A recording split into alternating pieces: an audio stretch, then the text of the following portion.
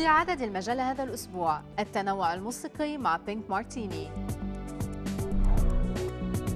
آية غصن وعالم الفن السابع.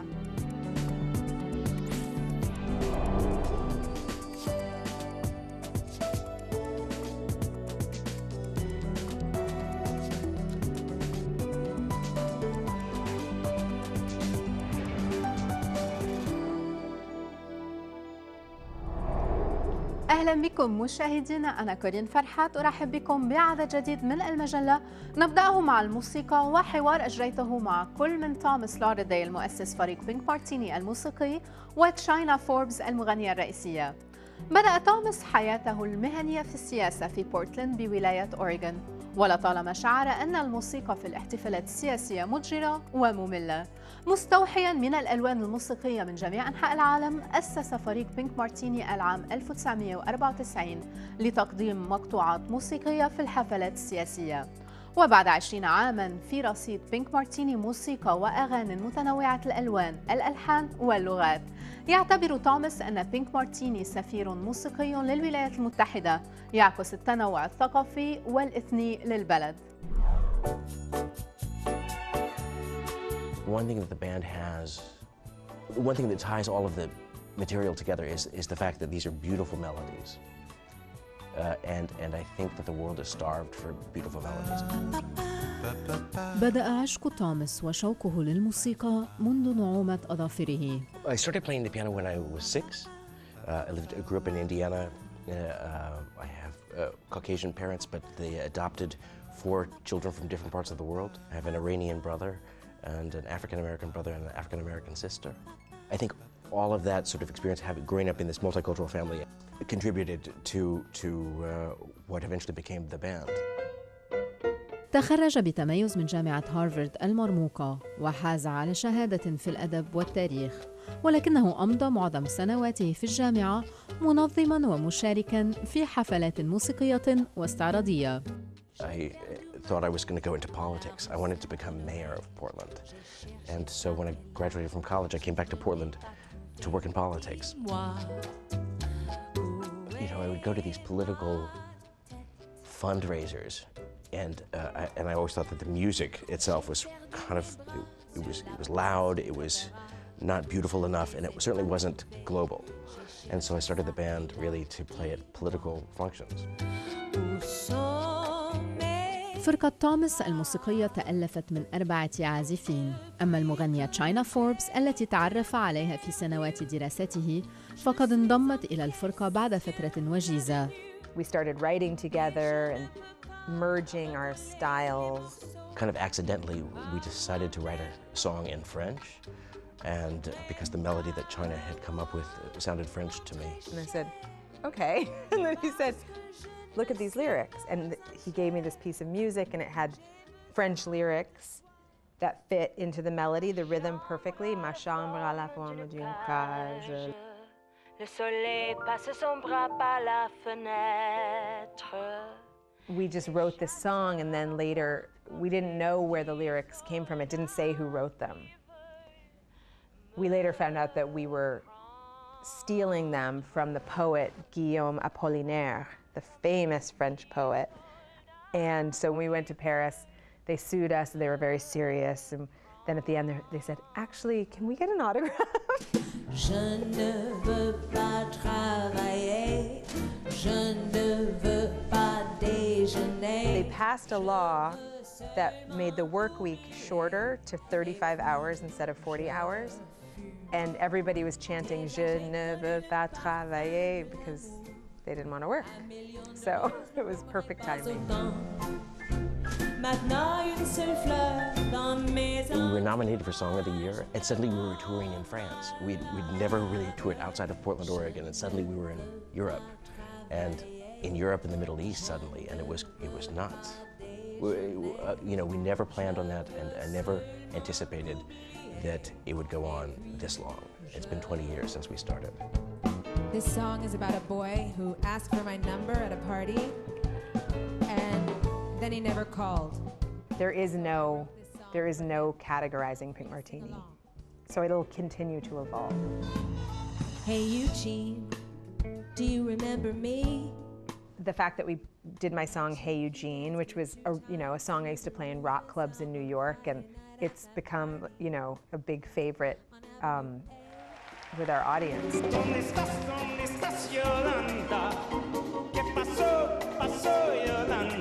I mean, I think all of the songs, one thing about the songs of the band is that they feel hopeful, but actually the lyrics are always almost devastating. Like Donde Estás Yolanda, which is such a sort of cha-cha-cha, fast number, zippy number.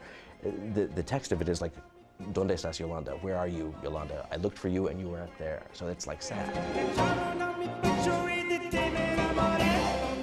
Almost every song, I think, that's really great has to have this sort of tug of war between sadness and hope. And because a song that is just all happy doesn't ever feel quite right.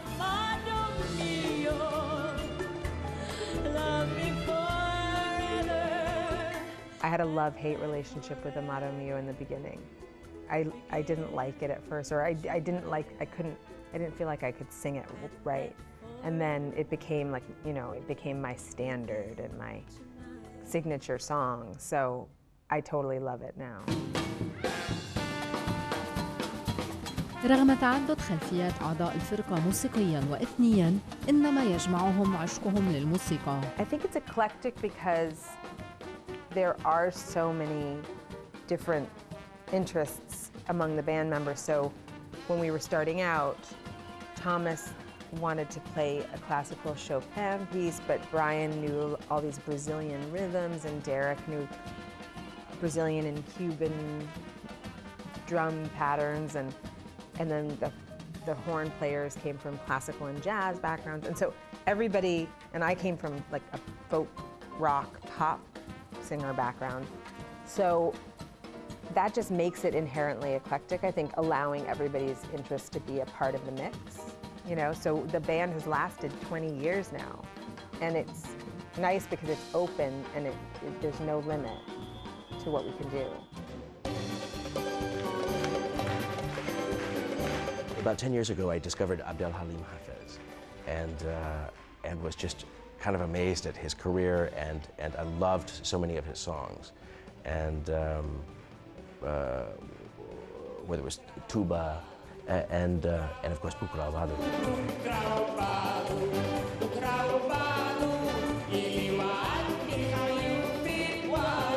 So he found it, and he played it for me.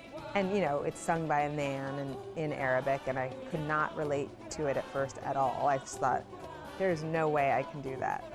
But Thomas always tells you you can do that, even when you think you can't, and then you end up doing it, and then you realize he was right. So I did it. To be able to perform, to sing with the National Symphony Orchestra at the Kennedy Center, Bukra Badu, on September 11th, a song in Arabic, I think is really important. And there were all kinds of people in the audience last night. There was a heavy Jewish population. There are people from all parts of the Middle East, and people are clapping. That was a nice moment. على مر السنوات تعاونت فرقة بينك مارتيني مع أبرز المغنيين والشخصيات والفرق العالمية، أمثال المغنية ستورم لارج، مذيع شبكة NPR آري شابيرو، أماندا، ميلاني، صوفيا وأوغست فون تراب، أحفاد ماريا وكابتن فون تراب الذي بني فيلم The Sound of Music على حياتهم. وعندما سألت توماس مع من يحلم بالتعاون في المستقبل أجاب من دون تردد. Ferouz. I've been thinking lately that really it's time to do we should do an album that is definitely, has multiple songs in Arabic, for example. And I think that working with somebody like, it would be an utter dream to work with Ferouz. There are a couple of songs that I'm really obsessed with. One is Ya Na, which I think is beautiful. It has that Mozart. And I also love, there's on a holiday album she did a song called Telj Telj, which I think is so beautiful.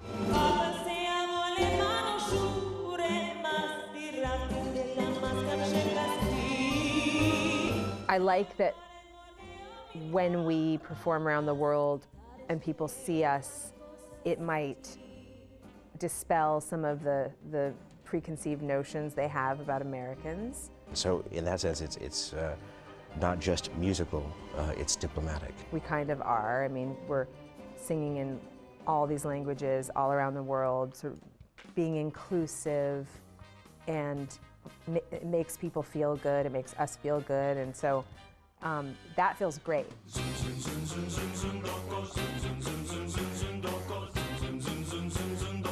The music, I think, has this broad appeal, so it appeals to people of different generations, it appeals to people who speak different languages, it appeals to really conservative people as well as really liberal people, as well as, you know, confused people. And I do feel like half of our work is really ambassadorial, as well as as well as hopefully creating beautiful songs. Let me love you, let me kiss you. وقبل بدء حفلته في الكندي سنتر وجه هذه الرسالة. Through the years, we've played several times in the Middle East. We've played in Lebanon, we've played in Syria, we've played in Jordan and Bahrain, and we've always had a great time. And you know, it's our hope that music can bring people together, no matter where they are in the world. And as we get to know each other better, all of the discord will hopefully come apart. بعد الفاصل آية غصن وعالم الفن السابع.